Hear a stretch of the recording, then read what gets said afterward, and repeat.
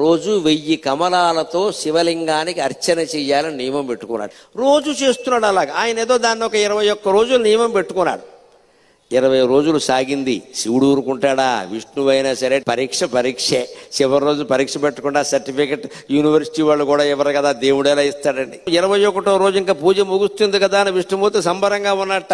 రోజు చెరువులో 1100 కమలాలు పైన పోస్తున్నా, నేను 1000 కోస్తున్నాను, బాగున్నవి చూసి. అంతే అలా అని పెడితే ఆ వేళ ఆశ్చర్యకరంగా 999 పూసాయి. ఎంత వెతికినా 1000 కమలం కనపడలేదు. ఏమిటిది? ఒక్క కమలం తక్కువైంది.